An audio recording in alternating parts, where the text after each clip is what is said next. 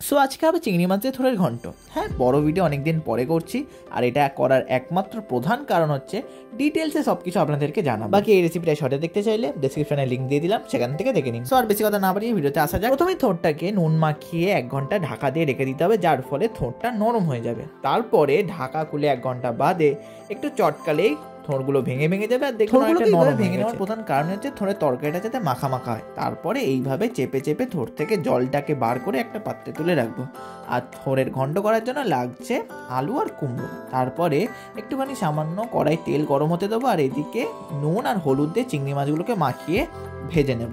আরেকটা কথা আপনাদেরকে বলে রাখি, যদি এই রেসিপি রিলেটেড বা অন্য কোনো রেসিপি রিলেটেড যদি কোনো প্রশ্ন থাকে প্লিজ কমেন্ট করবেন।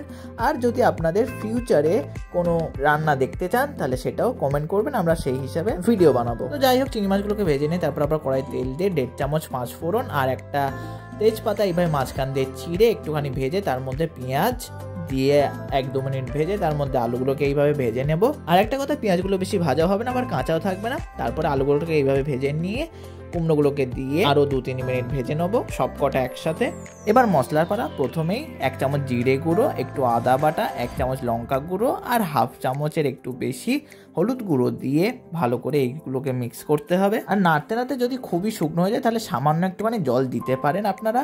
তারপরে একটু ভাজা হয়ে গেলে মোড়গুলোকে দিয়ে দেব। তারপরে ম্যাক্সিমাম কাজটাই শেষ হয়ে যাচ্ছে। এবার যেই কাজটা শুধু বাকি থাকছে সেটা হচ্ছে শুধু ভালো করে মিক্স করা আর এই জিনিসগুলোকে সেদ্ধ করা। তাই বেশ কিছুক্ষণ এগুলোকে নাড়াচাড়া করে নিয়ে একটুখানি ঢাকা দিয়ে 10-15 মিনিট রেখে আবার ঢাকা খুলে নাড়াচাড়া করে সামান্য একটু জল অ্যাড করব। তারপরে আর কি সেম প্রসেস 2-3 বার করতে হবে, ঢাকা খুলতে হবে, একটুখানি নাড়াচাড়া করতে হবে, আবার ঢাকা দিয়ে কিছুক্ষণ সেদ্ধ করতে হবে। এইভাবে 2-3 বার করার পর যখন দেখবেন সব মশলাপাতি একসাথে লেগে গেছে, তখন একটুখানি জল দিয়ে জিনিসগুলোকে এক জায়গায় করে নিয়ে ঢাকা দিয়ে থোড়গুলোকে সিদ্ধ করতে হবে। আর মাঝে একবার থোড়টা সিদ্ধ হয়েছে কিনা সেটা দেখে নিতে হবে, না হলে কিন্তু থোড়টা বেশি সিদ্ধ হয়ে গেলে আবার বেশি মাখা হয়ে যাবে। যাই হোক, তারপরে চিংড়ি মাছগুলোকে দিয়ে সামান্য একটু চিনি দিয়ে ভালো করে মিক্স করে নিতে হবে। চিনি দেওয়ার প্রধান কারণ তরকারির টেস্টটা খুব সুন্দর ফোটে। এটা আপনারা যদি না দেন তাহলে একবার দিয়ে দেখুন কিরকম টেস্টটা লাগবে, সেটা কমেন্টে অবশ্যই জানাবেন।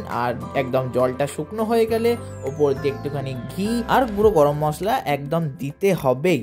এই দুটো জিনিস না দিলে তরকারি কিন্তু বিফল। বিশেষত ঘিটা, থোড়ের ঘন্টের এটাই প্রাণ। এটা না দিলে থোড়ের ঘন্ট ঠিক তৈরি হয় না। তারপরে আর কি ভাতের সাথে সার্ভ করুন, লেবু, লঙ্কা, পেঁয়াজ নিন আর খান।